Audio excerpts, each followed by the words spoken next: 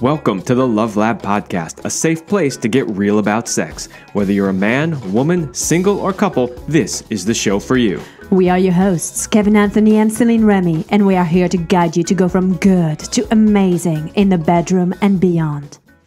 All right, welcome back to the Love Lab Podcast. This is episode 142, and it is called The Truth About the Clitoris. Because that is the only way we can talk about it, is truthfully. Okay, so this is, I think, going to be a fascinating episode. I think both men and women really need to stay tuned to this. Even though women own the equipment we'll be talking about, it's amazing to me how many women don't know about their own body, how many women have never even looked at their own vagina. And having worked with men and we always do a piece on female anatomy, it's pretty obvious that most men don't know a whole lot about it either. So we're pretty sure that if you stay tuned to this episode, you will learn something that will help you in the bedroom. So we were going to have a special guest on to help us with this topic, and we tried and just couldn't make it work.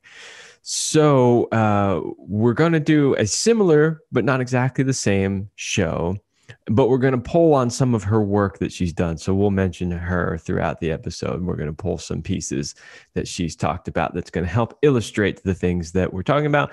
We're also going to pull other stuff. We've got our little clitoris anatomy, 3D printed clitoris here. We've got other great experts that we're going to be quoting throughout all of this. So it's going to be fun.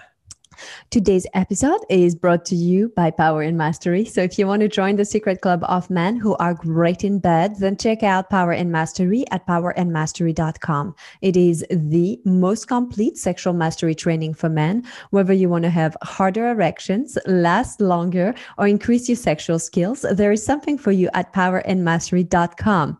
And I managed to go through this ad without laughing with Kevin stroking my 3D clitoris. Yes, if you're not watching the video, you don't know exactly what's happening, but Kevin's being a little bit silly and I'm keeping it together. If you weren't watching the video, you missed me stroking Celine's clitoris. Well, it's my 3D printed clitoris, and I was stroking my own clitoris this morning. I happened to have this sex dream this morning early on.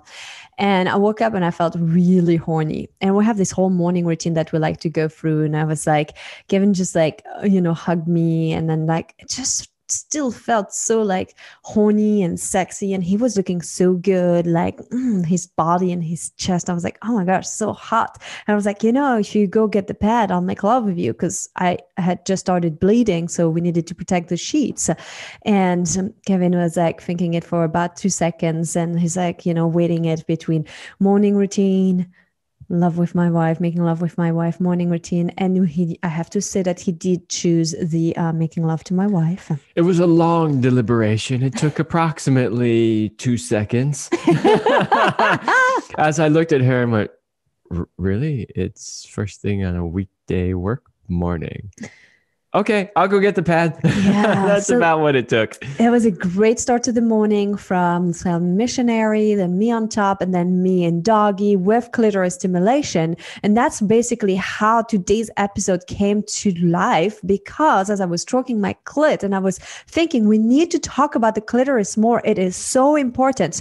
I hadn't started to stimulate my clit during lovemaking until about 5 years ago. It's basically when you and I got together. Somehow I hadn't really realized that I could do that. And that did change my life for the better. But we will come back to that. Didn't that happen because I was stroking it on you while making love to you at one point? And you were like, I could just do that myself and you wouldn't have to be in this awkward position. I don't know exactly. Not that I didn't know it. And I had done it a few times, but now I can really do it more intentionally. And I think that's really what I meant. Mm-hmm. Okay, so let's dive into some of the things from today. So from a scientific perspective, we can see that male and female genitals come from the same beginning. But we want to look a little bit at the similarities and differences. Wait, what? What do you mean? They come from the same beginning. Maybe many people have never heard that before. Well, let's talk a little bit about, and we'll get a little bit geeky too in some of these things because we like that. But every fetus contains structures that are capable of developing into either male or female genitalia. So we start the same. And then something happens that we go one way or another. Like notice that there are two genders. And I said it. There are only two genders, and you can either go one or the other. Then your sexual orientation can be all over the place. Right. But Two you're either male genders, or many female. sexual orientations. Yes. All right. Yes. So now that we've put that out of the way, let's keep going a little bit.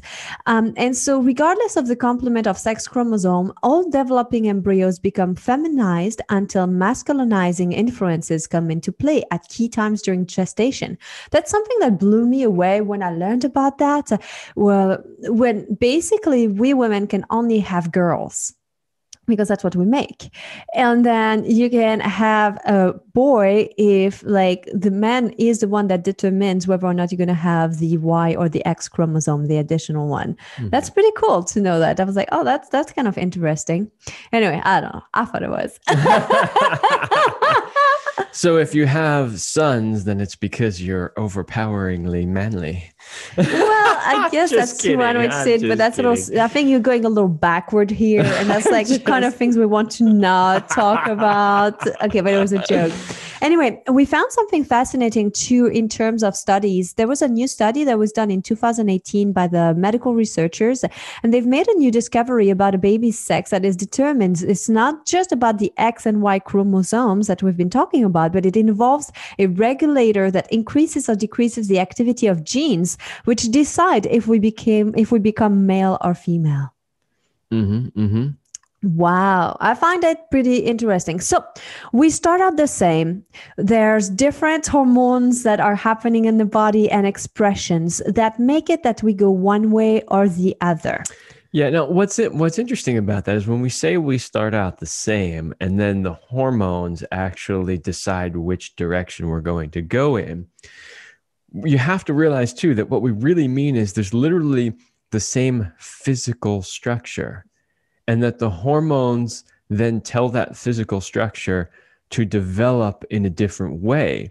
But one thing that you can see, and we'll talk about this too, but I'm going to hold up our little 3D printed clitoris here, is you might notice some similarities between this and the penis and testicles of a man. Yeah, so everything is more inside when it comes to our clitoris. So we don't know that. And people think that structurally speaking, all we have is a little button, that push button on the top. But this is really the top of the iceberg. The man in the rowboat. That is just the top of the iceberg. What you see, that button is kind of like the head. So it's like the head, same of like the penis. Kevin will be demonstrating if you are watching the video. And if you're not, please try to use like your imagination as we are doing that.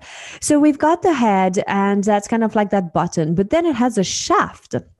And then that shaft goes in and it divides into two legs, those crura, or those legs that goes on each side and straddle inside. And they straddle what we call the vestibular bulbs. They are two bulbs inside that get swollen when we get engorged.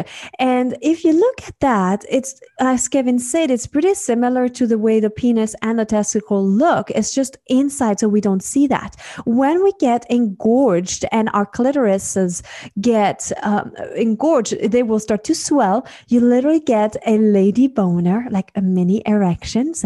And there's that boner that happens. There's this lift that happens too. So everything changes, and you can see it with the naked eye that the clitoris is swollen, redder, pulsing. I mean, that's how you know if she's engorged. You could be stroking the clit. If you're not doing a good job, you're not going to see much of a difference. If you're doing a good job, her clit is going to start to pulse, to vibrate, to swell up. Her labia are going to change colors. You're going to see that you're doing something right. And don't forget to stroke her mind before you stroke her clit. Well, we do know about the importance of foreplay, and that's not today's episode. We're sticking here to that of the clitoris. Yeah, and so, that's really fascinating information if you've never heard it before, because, most people assume that we were 100% different from the beginning, like everything is different. And that's not really the case. We started out the same. Hormones are what put us on two different paths. But what's really interesting about that is that so we can very clearly see the differences, but we can also see just how similar we really are. And I think that's a mind-blowing part for a lot of people. So when you think about similarities, and this is a tip for all of our listeners here today, the male listeners, like think of that clit of a mini penis, right? And I'm not going to do a comedy skit on it.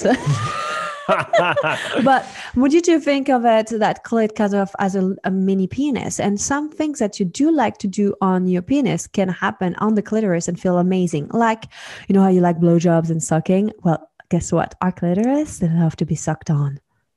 That's true. That's true. So that's a good move to pull on, Okay, so we've covered a little bit of the structures and kind of how we develop as males and females, and how the structures are similar and come from similar origins. That was kind of important to sort of lay down as our foundation, because the next thing we want to talk about is how historically and some very famous people and famous researchers have often believed that the clitoris was kind of a lesser organ, if you will, than the male organ, or a useless appendix. Yeah. It still boggles my mind that in this day and age, medical science still thinks that there's anything in our body that was useless and had no function. Like, they still think that about certain things. There is not a single thing in your entire body that doesn't have a very, very intended specific function that you need. And, if you can think about what's being labeled as junk DNA, the 98% that scientists have no idea what it's for, it's just because they have no idea. It's not because it's not useful or has a purpose. It's just because science and scientists have not yet caught up on that. So they just label it as useless, junk, whatever. The arrogance of mankind never ceases to astound me. We don't know what it is. Must just be junk. Get rid of it. Anyway, yeah, right. That's an aside. So I'm going to talk about this one first because it's a little bit of a French thing, so I'm going to pronounce it properly. So there's this author. Her name is Rosemonde Pujol, and she's fascinating because she wrote a book. Are you saying I cannot pronounce Rosemonde Pujol? Well, that actually was really good. She wrote this book, and it's in French, and it's Un Petit Bout de Bonheur. It's a little piece of happiness. And she's 89 years old. I mean, she's probably dead by now because that book was like in the 2005-ish or something when I bought it. Remember when Céline said lady boner? What this actually says, the real translation, is the little boner. No, that's not what it means. But, yeah, it's right there. Look, boner. But I want to say that I love this book. When I read it, like, I think this book was like written in 2007. And so it's pretty old, but that woman was 89 years old, and she put together this book with all different data and talking about the clitoris, and some of her like friends talking about their masturbation habits, and younger people, older people, women from all over the spectrum. And it was so mind-opening to read all different stories and to hear how many women do struggle with that piece of their anatomy, how the amount of shame that we holds us back from experiencing pleasure and our whole pleasure potential. And one of her things that she was mentioning in her book is that the clitoris has been repressed. And that's like a fact that we can all agree on. And whether it is through like excision, when you cut the clitoris off, or when you simply cut the clitoris off the medical books and suppress it, that's another way of continuing that repression and suppression. And in her opinion, women have been robbed of their pleasure potential because of how things have been taught and passed along in medical books and science and all of that. Yeah, I mean, there's no doubt that occurred in the past. I don't know that in today's society we really think of it in that way, but the effects of that still do reverberate through our society and some of the information that's out there, for sure. So some of the information we're going to share next comes from Natalie Dinsdale. And Natalie is the woman we were talking with and who was going to come on the show and wasn't able to make it this time. And we might get her on the show at some point. But she has a blog and she's working towards her PhD. She does like evolutionary science and different things like that. I mean, yeah, she's pretty fascinating. We have spoken to her, even though she hasn't been on the show yet. And yeah, she's a PhD researcher, and she really dives deep into the research. She's actually a really good researcher, and that's one of the reasons we wanted to have her on the show, because she had some really fascinating information. But we have some of it here. We have some of that information. We're going to share it with you. Because she wrote different blogs and things on that. So we're going to quote things from her blog here. And if you want to find more about her, it's Natalie Dinsdale. And I think it's natalio.com, I believe is her website. And you can, we'll have the link in the description if you want to check out her article on that. One of the things that she was talking about is that she thinks that we've sunk too far in the direction of divorcing pleasure from processes of reproduction in an attempt to compensate for past sexism and misogyny. Ooh. Yeah. So basically it's like, people had wrong ideas in the past. And in order to correct that, we just have to separate everything and make it all very clinical and and that really actually has not served us well either. Okay, so I'm going to read this. It's a little bit long, but you'll get the idea. So according to Natalie, back in the day, the clitoris was seen as somewhat problematic. Its anatomy, which is largely subterranean with limbs and bulbs extending around the vaginal canal, was unknown. People like Freud believed that orgasms generated from clitoral stimulation represented developmental immaturity in women, and that a vaginal orgasm elicited from penile vaginal intercourse meant that a woman was fully mature. So much of modern day psychology still revolves around the ideas of Freud. But when you hear this, and believe me, this is not the only example of some stupid shit that Freud said. And believe me, I've read a bunch of books on Freud. I studied Freud. I liked Freud at one point until I got deeper. And I go, what the fuck are you talking about? He was very repressed, I think. Basically, what Freud is saying here is that, well, if you stimulate your clitoris by yourself, then you're an immature woman. But if a penis stimulates it, then you must be immature. This is the stupidest fucking thing I've ever heard. Well, I mean, he in earlier times, Freud, because he wasn't the only one, clinicians even practiced surgical removal of the clitoris as a treatment for mental illness and hysteria. Of course, clitoral removal still occurs today in cultures that practice female genital mutilation, a truly barbaric and terrible practice that must be stopped. Absolutely, by the way. And so that's kind of like what you see is that we went from like, we don't really know what that is to, well, there is something. We think it's what makes you crazy because we don't understand women. So if we remove that one thing, then you will behave better. I mean, it's all about control and controlling women's sexuality, because it's true that sometimes women's sexuality can be scary for men. Like the way that we can go into like heightened states of pleasures and just be in touch with our bodies in ways that men need to learn to do. They be like, oh, wow, this is too much. Yeah, well, so part of it is about control and part of it is just arrogance in a sense that like, so the next piece is the function of the male orgasm is obvious. It provides a reliable mechanism for inserting semen, which contains sperm into the female body. We know that women can get pregnant without orgasm. So basically, when it comes to the male orgasm, which, we talk a lot on this show, like orgasm and ejaculation are not the same thing. You can indeed separate them, but they generally do in most people occur at the same time. So when a man orgasms and ejaculates at the same time, it does perform that function. And I think the arrogance comes in where we go, well, it's really all about like just getting the orgasm. The whole purpose of it is to just get a man to ejaculate and impregnate a woman. But they never really think about the other side of that.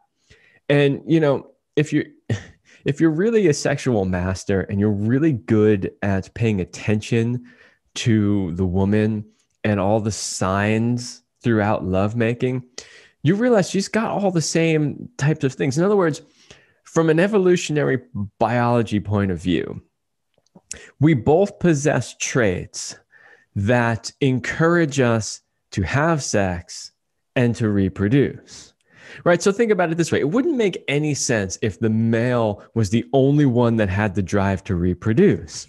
And that's kind of like the way the old theories were. It's like the man is the one with the drive to reproduce, and he has to somehow force or trick the woman into doing it. And she's really not all that into it because it doesn't really give much to her. And she just happens to be the receptacle. Right. This is complete and utter nonsense. If you've ever paid attention to a woman, you can see that there are things that she does to literally help that process along. I'll give you a perfect example of that. When we're teaching men how to control their ejaculation, right? So we're trying to teach men how to last longer. One of the things that we teach them is the woman's role in that, right? Women can literally energetically pull on a man and literally encourage him to ejaculate faster. And a lot of women don't even realize that they do this, but they do. Well, why would a woman do that? What would be the point of that happening? Why? Because she's helping that process along too. She's got all these internal functions that try to accomplish the same thing, which is reproduce. You know, there was a time in the past where they believed that women weren't really horny, like women didn't really want sex or have a need for sex. Any woman listening to this in 2021 is probably like, they just spit up their morning coffee, right? Because they're like, that's the stupidest thing I've ever heard. But people believed that at one time, you know? Mm-hmm. Everything that drives us as men to want to reproduce, there is some other similar function in a woman that drives her to reproduce as well. And so when we're talking about the clitoris and what its functions are, I'm going to kind of bring this back around to the clitoris. It would be completely ridiculous for us to say that the male penis is built with certain functions to do that, but the woman's vagina / clitoris / basically anatomy wouldn't have the same thing. Of course it does. So one idea is that the female clitoral sensitivity and resultant orgasms are a byproduct of male orgasms, right? That was some of those silly theory. And since males and females develop as somewhat bipotential embryos, strong selection on male erectile tissues and overlapping early development gave females a happy accident of orgasmic capable tissue manifesting as the clitoris. This is fucking nonsense. Okay, happy look. Happy accident. All right. You're a dude, right? If you're listening to this show and you're a dude, right? Or actually women, you should pay attention to this too.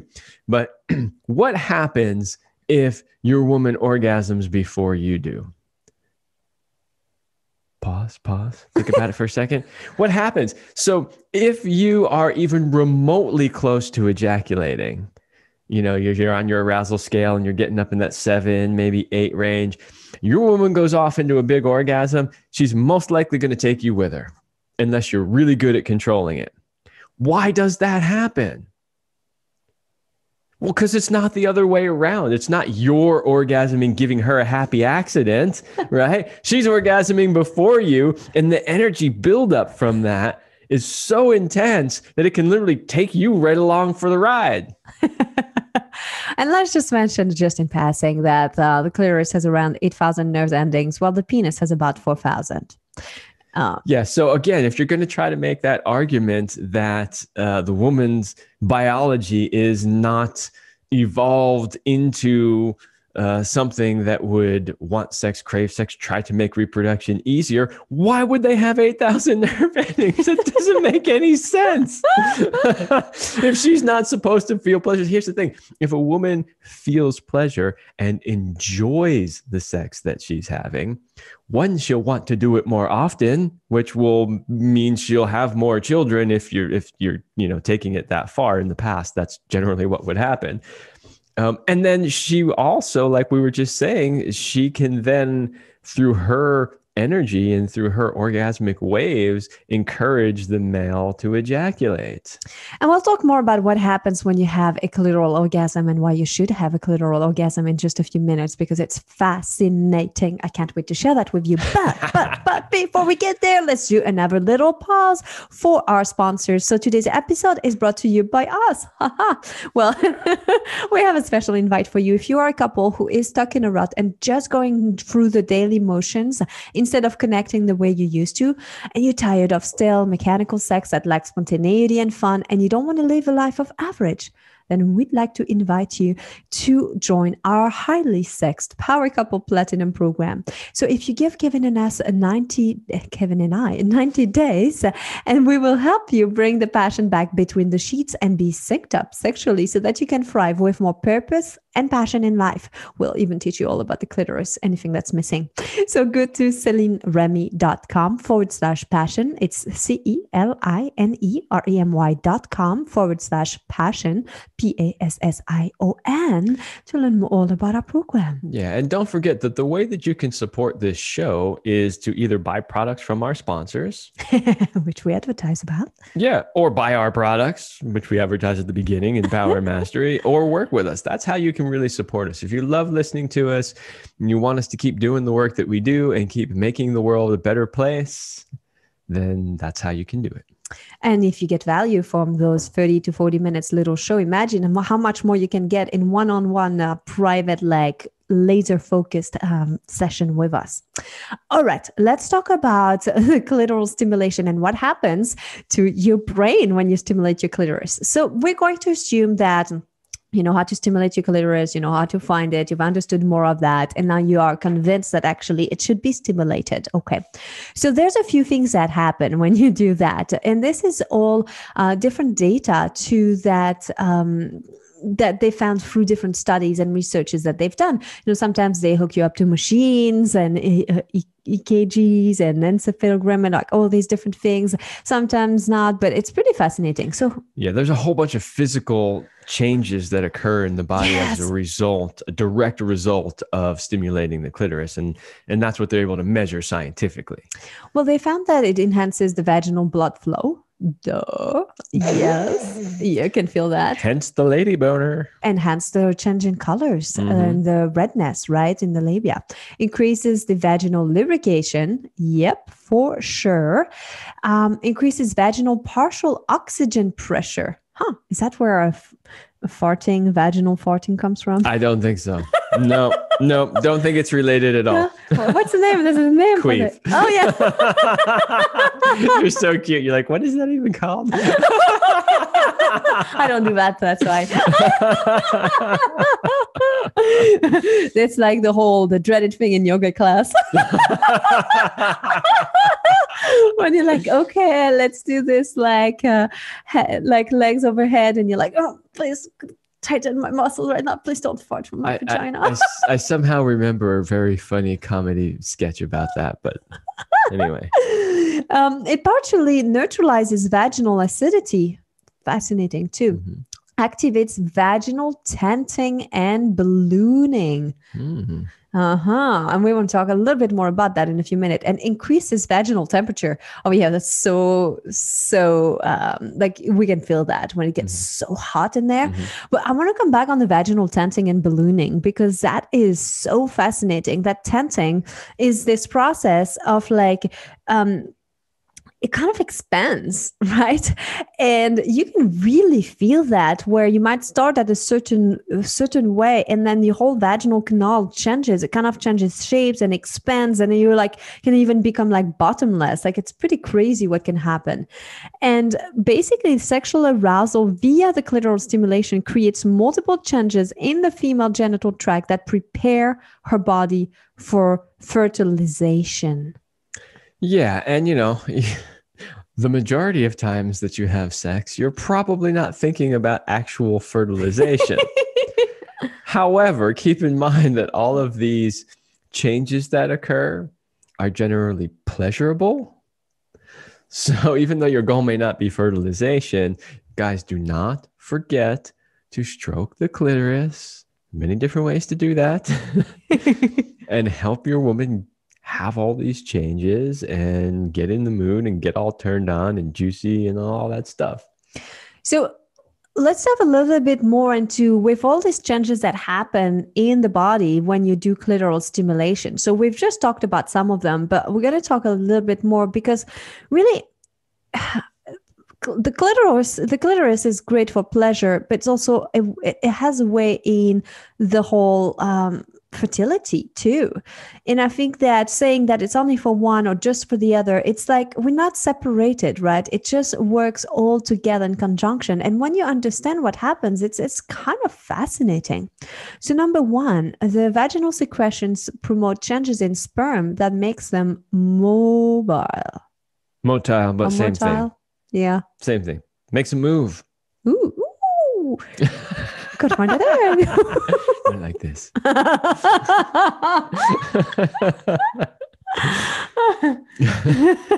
So, you know, I love that people mostly listen to this on podcast platforms because I know that you have way more opportunity to listen. But every once in a while, you should watch us on YouTube too, because we do funny things on the video. Let's talk about another one. Vaginal secretions affect the sperm's ability to fertilize. Oh, it's broadly called capacitation. By the way, again, everything that we're sharing here comes from Natalie Dinsdale too, that she compiled that. So we're sharing that with you. Let's talk about the vaginal tenting here. Mm-hmm. It lifts the cervix away from the pool of semen and until the sperm are ready to fertilize. Mm-hmm. Wow. So you mean that tenting is not just so that I can be pounded more, it's also so that my cervix can be lifted up and it like, I guess when it happens, okay, so the cervix goes up, sperm goes in, but then because it's higher, only the best sperm that can go all the way to reach that when it's ready can go there to that cervix. That's probably what it is. So it's like even better selection then. It makes it a little harder to swim for them. It's further away. Yeah. Well, and so think about, you know, the fact that why is it sometimes of the month you just want to be pounded and sometimes you don't, because that process is happening. And sometimes it's further away and you're like, yeah, pound me. And other times you're like, whoa, no, you're like pounding into my cervix and it's just too much. Yeah, fascinating stuff. Okay, let's talk about after orgasm or reduction in arousal, the cervix drops and contracts the ready-to-go sperm. Ooh.